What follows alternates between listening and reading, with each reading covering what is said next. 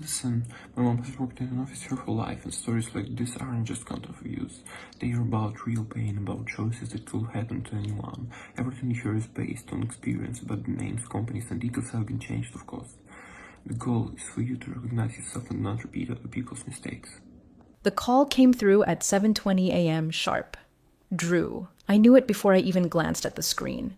His name was flashing across my phone like a warning. I'd been at Stadium Core for 12 years, long enough to know exactly how this moment would play out. The sudden edge in his voice didn't surprise me. With that attitude, don't even show up today, he snapped. No greeting, no formalities. The weight of his words hung in the air between us, but I stayed calm. I hadn't let a man like him rattle me in a decade, not since the first time I'd faced his father's misguided expectations. He muttered something to someone on his end, unaware that his mic was still on. "You have to intimidate that stubborn old woman," he said. My grip on the phone tightened, but I didn't flinch. I cleared my throat, hearing him breathe heavily on the other end. "Okay, good luck," I said, keeping my voice steady. By 9 a.m., I had drafted my resignation. No dramatic speech, no immediate phone calls, just clean, professional detachment. I sent it to him, to the board, and to my attorney. By 10:30, it was delivered through legal channels. And by 11:35, I was sitting in a conference call with Quanta Group's executive chairman, an offer for a new role in my inbox. Stratium Core wasn't the only game in town, and I knew that. Drew and his carefully honed arrogance were going to learn that lesson the hard way. If you're enjoying this story, take a second to hit that like button and subscribe. It helps the team so much to know you're into the content. Let's get back to it. For 12 years, I'd been the quiet force behind Stratium Core's operations. Never in the spotlight, never the face of the company. That had always been Arthur Gelman, the CEO, the man who spoke in slogans, wore a suit that could make a politician jealous, and kept the facade shiny. But it was my work that kept everything running smoothly, especially when things went sideways.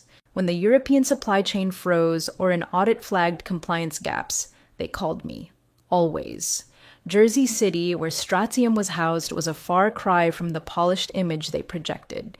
We ran out of a converted steel building, one floor of power plays, fake smiles, and polished PowerPoints. Drew, his son, had just been handed the title of Chief Strategy Officer 3 weeks ago, fresh out of Wharton.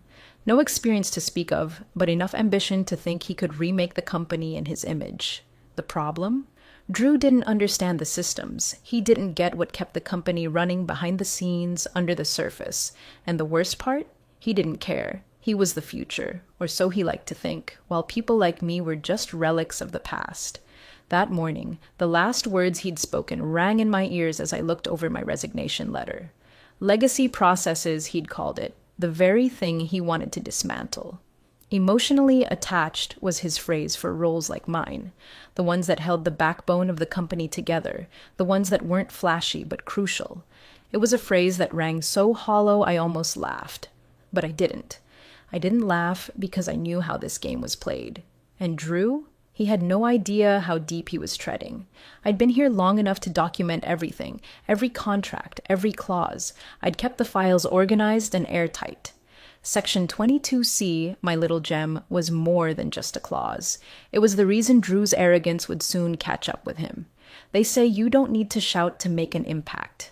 The most powerful people I knew were the ones who understood the art of quiet influence. Drew's attempt at intimidation had just opened a door I was ready to walk through. As I sat there waiting for my call with Quantia, I couldn't help but feel a small flicker of satisfaction. The legal department at Stratium would be busy today, scrambling to figure out how to handle the fallout. Drew and his leaner ops were going to learn that legacy didn't disappear just because they wanted it to. It wasn't loud. It wasn't flashy, but it was solid, and it was untouchable. When I walked into the new office later that afternoon, the chair waiting for me in Quantia's executive suite felt more like a throne. They didn't need to know the full story yet, but I would make sure they understood the power of my quiet resolve. The contracts would speak for me. They always did. And when the time came, Drew's mistakes would be there, in black and white, for all to see. Drew thought he had it all figured out. It was the same feeling that always came with a new wave of executives. the assumption that the old guard, like me, was just clinging to their outdated methods, the ones who had been around too long to know what the future really needed, the ones who had become the bottleneck, slowing things down with their legacy thinking. I wasn't looped into his private Slack threads, but whispers had a way of making their rounds. Drew was calling my position clogged with legacy bottlenecks, referring to the systems I had meticulously built, the structures that kept the company from falling apart during crises. It was all fine, as long as things were smooth. But the moment something needed fixing, really fixing, those old systems, the ones Drew called outdated, were exactly what the company relied on. The cuts came soon after. A leaner ops strategy, Drew said. He started circling names. Mine was at the top of the list. I wasn't surprised, but I knew what he didn't. A company like Stratium can't afford to lose the glue holding everything together, especially when that glue knows exactly where the skeletons are buried. The restructuring memo leaked a few hours before the official meeting. I had already seen it by then. They didn't even try to disguise it. 3 names were listed, and of course, I was number 1. I wasn't worried. In fact, I was more amused than anything. Drew had underestimated me. He didn't understand that the work I had done wasn't just on paper. It wasn't just in spreadsheets or compliance documents. It was built into the very fabric of Stratium's operations, woven into every contract, every clause, every system that had been set up over the years. I sent him a message directly. Short, simple. Is there something we need to discuss? The reply came quickly. With your background, I'm sure you'll land somewhere cozy. We're moving toward leaner ops. It was his typical way of dismissing anything he didn't understand. But I wasn't in the mood to argue, so I replied with just one sentence. Be sure your counsel reviews Section 22C. I didn't say anything more. I didn't need to. He reacted with a thumbs-up emoji, so typical of him, a symbol of reassurance, as if he was in control of the situation. But Drew had no idea what he had just walked into. He didn't realize that Section 22C wasn't some clause buried deep in the contract. It wasn't a mistake or something left behind by previous leadership. No, I had drafted it 7 years ago, when they'd first handed me the keys to operations and asked me to make sure the company could withstand whatever was coming. Section 22C wasn't just a legal safety net. It was a trigger, a carefully crafted provision that guaranteed a payout, equity rollover, and an immediate loss of operational rights if I was removed without a 30-day review process. Drew could fire me all he wanted, but the consequences had already been written into the documents, and I had made sure that no one, not even a freshly minted Wharton graduate, could overlook it. He didn't know it yet, but I had just given him a silent warning, a signal that he had stepped into a game he didn't understand, a game that was already stacked in my favor. The arrogance in his response wasn't just a reflection of his youth. It was a sign of his complete ignorance about the foundations of the company. He thought I was just some relic holding on to a job too long. But what he didn't realize was that I was the one who had been holding everything together. And now it was his turn to learn that the quiet ones, the ones who don't need to shout to be heard, are often the ones with the most power. I sat back in my chair after sending the message, watching the clock tick. I knew this wasn't just about a job anymore. It was about the principle of it all, and by the time Drew realized what he had done, it would be too late. The phone rang at exactly 7:20 a.m. that morning, a sharp, unwelcome sound. Drew's name lit up the screen. I didn't need to answer it, but I did anyway. I could already feel the tension in the air, the weight of everything about to shift. He didn't waste time. With that attitude, don't even show up, he barked.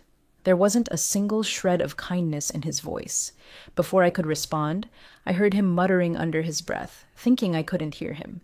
You have to intimidate that stubborn old woman.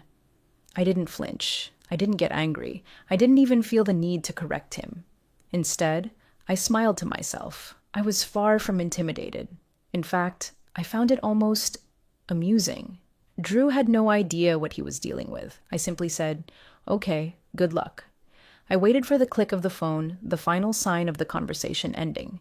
Then, in the silence that followed, I took a deep breath, my pulse steady. The phone call was only the beginning. I knew exactly what to do next.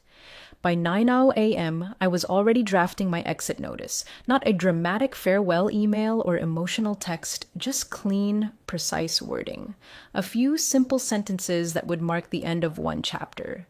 By 10:30 a.m., I had already signed it and sent it off. Not by regular email, no. I wanted to make sure there were no misunderstandings. I had it delivered via legal courier, CCing external counsel and the board. I wasn't giving anyone the chance to claim they hadn't seen it. I wasn't playing their game. By 11:35 a.m., I was on a call with Quantia Group's executive chairman. The offer had been in my inbox for hours, and I'd known since the night before that it was the right move. They were eager to have me. I could feel it in every word spoken, every confirmation that followed. "Sarah, we want you to join us as Chief Operating Officer. The role is yours, effective immediately," the chairman said. There was no hesitation in his voice. "Thank you," I said calmly, a slight smile tugging at the corners of my mouth. "I'll review the details and get back to you shortly." I hung up the phone and leaned back in my chair, allowing myself a quiet moment of satisfaction. Drew, in all his arrogance, had thought he was firing me. He'd thought he was getting rid of an obstacle. What he didn't realize was that he was the one who had just handed me the keys to my next victory. No need for drama. No need to shout, just patience, strategy, and the leverage I had quietly built over the years. I wasn't going to fight for what I'd earned. I was simply going to walk away, and when I did, everything I had worked for would follow me step by step into a future where I was the one in control. I didn't need Drew's approval, and I didn't need anyone else's validation. I had the contract, and I had the position. The game had changed, and I was already a step ahead. There was no farewell email, no Slack message saying goodbye. I didn't need to announce my departure with flair. The silence itself was my statement. Drew expected me to leave quietly, to slip away without causing a ripple, as if I was just another casualty of his leaner operations dream. But in that silence, I knew something he didn't. By 9 a.m., my resignation had been delivered, and I was already at my desk, calmly reviewing the details of my new role at Quantia. I wasn't looking for vindication. I was simply moving forward, one calculated step at a time. The phone hadn't rung once. No frantic calls from Drew, no last-minute attempts to salvage what little power he thought he still had. Then, around noon, it started. I could feel it in the air, that first whisper of panic. Drew's morning had gone very differently than he expected. Legal called him in for a closed session, a 90-minute meeting that I'm sure was full of uncomfortable questions and frantic pacing. They weren't talking about legacy bottlenecks anymore. They were talking about the clause I'd left behind. Section 22C. I had written it 7 years ago, buried deep in the legal framework of my contract. It was simple, clear, and ironclad. No one would ever catch it, not unless they tried to force me out. And I knew they would. I was prepared for this moment.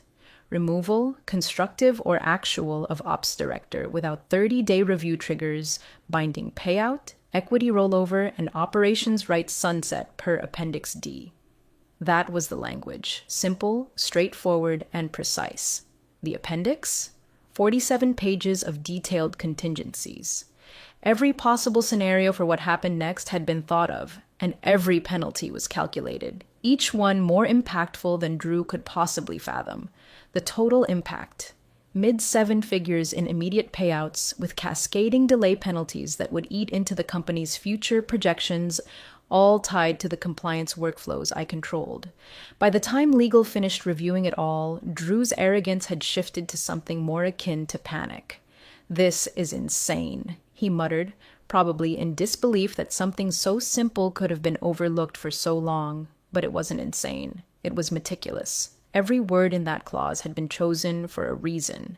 And now, Drew was finding out the hard way just how much he didn't understand the company's operations.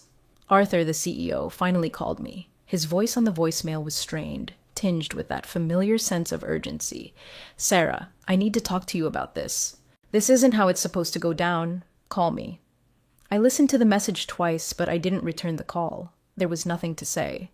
Arthur wasn't the one who needed to understand what was happening. Drew was. Drew was the one who had waged his little war against the people who kept the business running smoothly, and now he was the one who was going to pay the price. I let the phone ring as the hours stretched on, knowing that the legal team was scrambling, knowing that Arthur was trying to spin a story that could reverse the damage. But it was too late. Drew had made his move, and the contract I'd carefully crafted was now executing itself. The real kicker? The payout wasn't the worst part for Stradium. No, the worst part was the compliance workflows. Those were the real heartbeat of the company. Without them, Stradium wouldn't be able to function.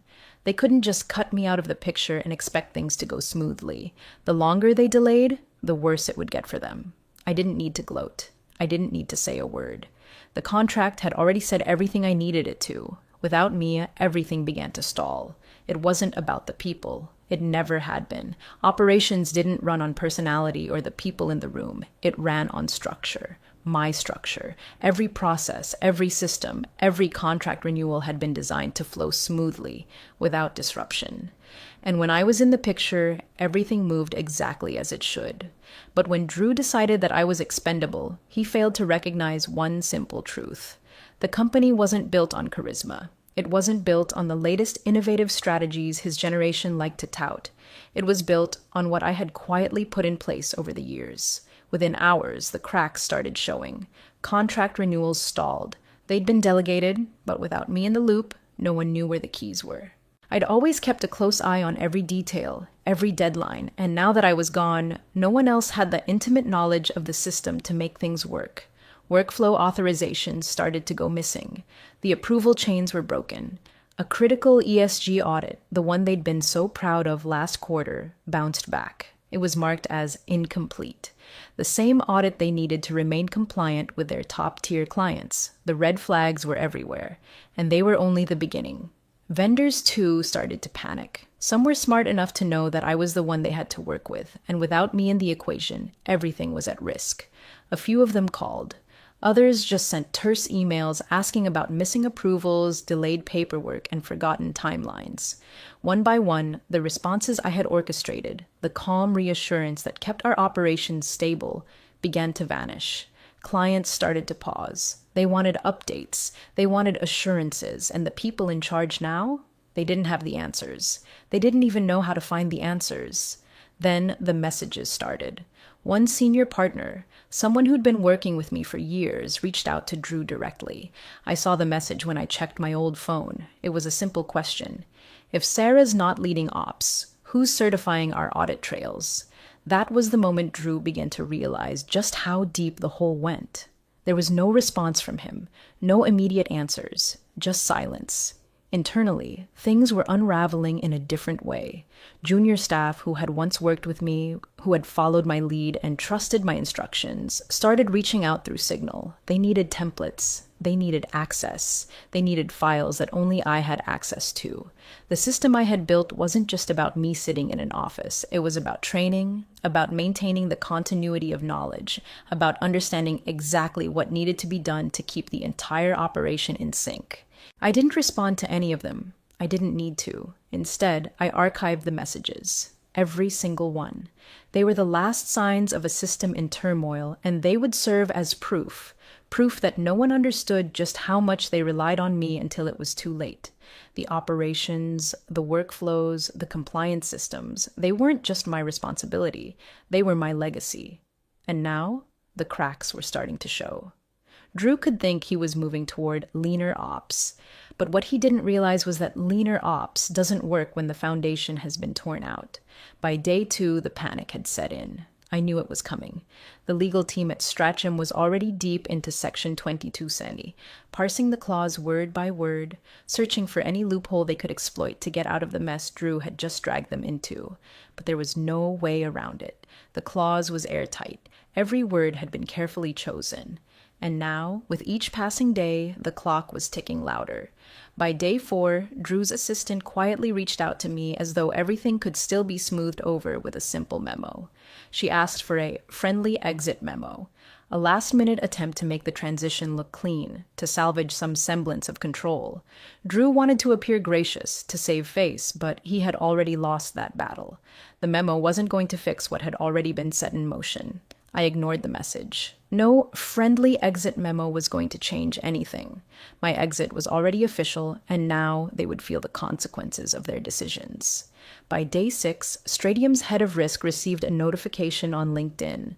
I could almost hear the collective intake of breath from their office as the notification flashed on their screens. Sarah London has joined Quantia Group as Chief Operating Officer.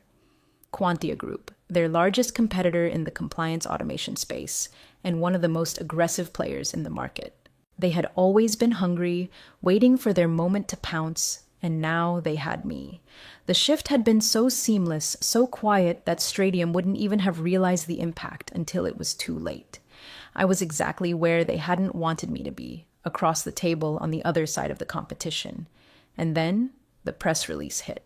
It went live without any fanfare from me. No grand statement, no pomp and circumstance. Just the news. Just the fact that I had moved on.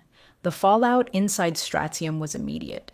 Drew's face, they told me later, turned white when he saw it. He wasn't just dealing with the loss of a key employee. He was now dealing with a competitor who knew Stratium's every move, who understood their systems better than they did.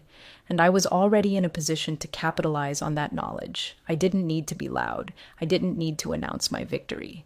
The press release was the final nail in the coffin, and Drew's reaction said everything. His arrogance, his assumption that he could simply replace me without consequence, had backfired in a way that couldn't be undone.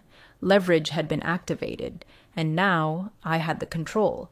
Quantia wasn't just a competitor, they were a strategic advantage, and Drew had just handed it to me on a silver platter. The clock was ticking, and every minute that passed brought Stradium closer to realizing that their biggest mistake had just walked out the door and into the hands of their most dangerous competitor. At Quantia, I wasn't just ops, I was the architect. The moment I stepped in, the entire game shifted. We launched a new division focused on automation certifications, a field that had always been Stratium's domain, but now, with me at the helm, it was no longer theirs. Our approach was fresh, refined, and built on years of insider knowledge. It didn't take long before the pieces began to fall into place. The first step was simple. We started replacing the templates and processes I had created at Stradium, the ones they thought were just part of the legacy I had left behind. But those templates weren't just documents. They were the foundation of everything Stradium had built. Without them, the company's structure crumbled. At first, Stratium's clients came calling quietly, almost out of necessity. There was a certain hesitance to acknowledge the shift, but the more I looked into it, the more I saw the cracks. The foundation they had so confidently built was now unstable, and they knew it. By week 2, we had secured 3 of their secondary contracts. By the end of the second month, we had added a mid-size partner to our roster. Their partners, their clients, even their staff, they all started realizing the same thing. Stradium was losing its grip, and Quantia was stepping in to take over. Drew didn't reach out himself, of course. He wasn't that brave.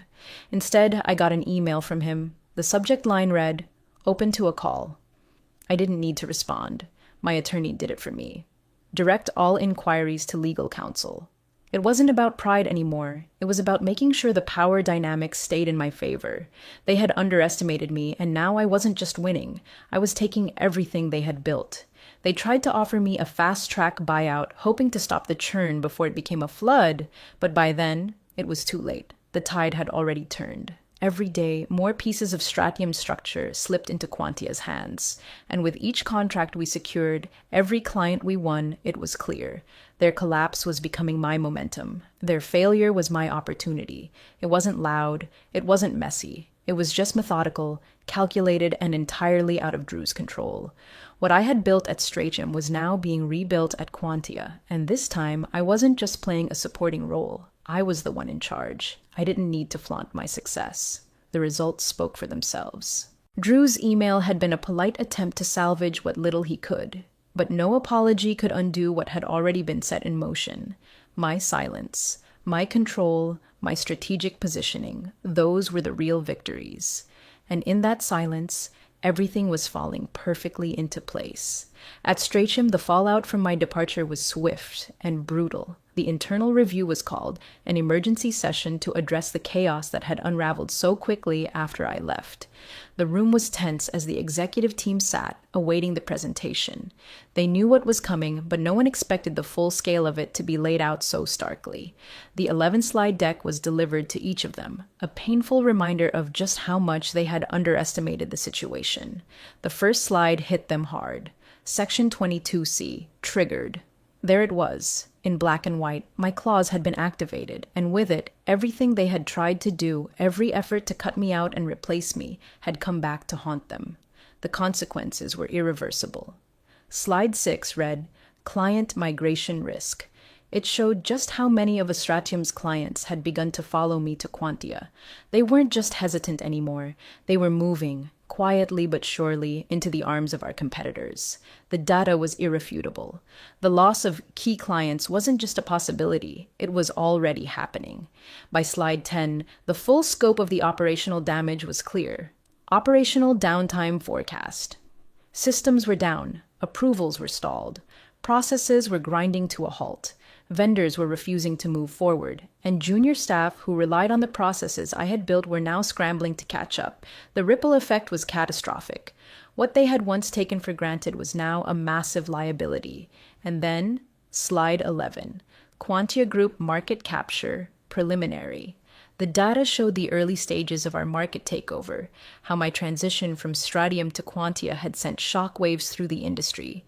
Stradium was losing ground, fast, and the competitors who had been watching from the sidelines were now stepping in to claim what had once been theirs. The impact was both immediate and profound. The room was silent as the slides flicked by. No one could speak, not even Drew, who had been so confident in his plan to modernize the company, to remove the so-called legacy that was standing in his way. When the final slide faded away, the CEO, Arthur, sat there for a full minute, staring at the screen in disbelief. The weight of what had just been revealed was settling in. He finally broke the silence, his voice flat and tired. "You didn't vet this?" His words weren't a question. They were an accusation, aimed at Drew, who had driven the decision to remove me. Drew mumbled something about outdated documents, as if that would make the reality any easier to swallow.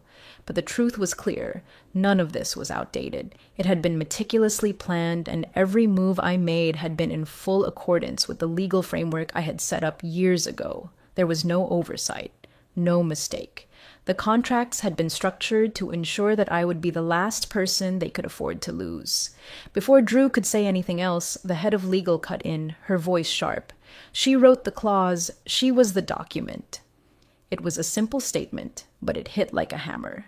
Drew's defense was gone. The truth had been exposed. What Drew hadn't realized, what they all hadn't realized, was that I wasn't just a cog in their system. I had built it. I was the foundation. And now, as the cracks deepened, they were being forced to confront just how much they had relied on me. The exposure was complete. And with it came institutional embarrassment. The company's carefully curated image of stability was in shambles, and they had no one to blame but themselves. The irreversible consequences of their actions had unfolded exactly as I had known they would. In that moment, the power dynamic had shifted completely. What was once theirs was now mine. Quantia didn't issue a press release beyond the hiring line. Sarah London, Chief Operating Officer. No fanfare, no speech, no blog post detailing my rise from one company to another. Just a simple, factual statement. And then, silence. I didn't need a parade. The work itself would do the talking. I didn't make a public statement, nor did I feel the need to. At Stradium, things were unfolding in their own way. Drew, the architect of my removal, was reassigned. Arthur, always the figurehead, announced an internal review of governance protocol. It was clear they were trying to distance themselves from the disaster that was their leadership. They hired a consultant to rebuild operations cohesion, a hollow attempt to fix what couldn't be fixed. The foundation had crumbled under their feet, and no external consultant was going to put it back together. I didn't engage. I didn't send a single word in their direction. No messages, no calls, no comments. The silence was my response. Instead, one by one, my former vendors called.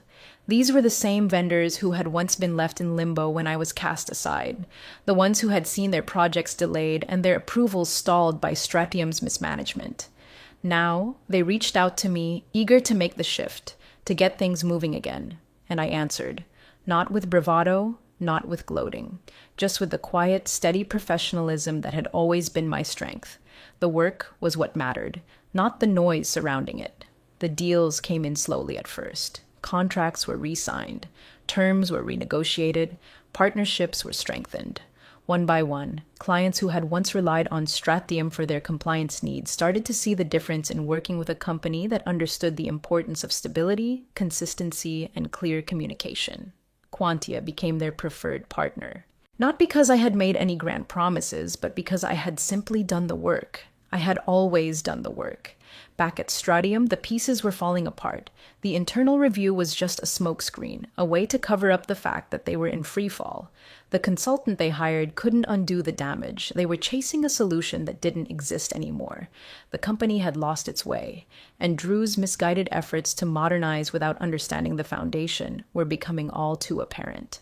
As the months passed, Stratium's name became more and more synonymous with failure. The cracks deepened, and their reputation in the market weakened. Meanwhile, Quantia, with me at the helm, continued to grow, to thrive, to take advantage of the opportunities they had foolishly overlooked.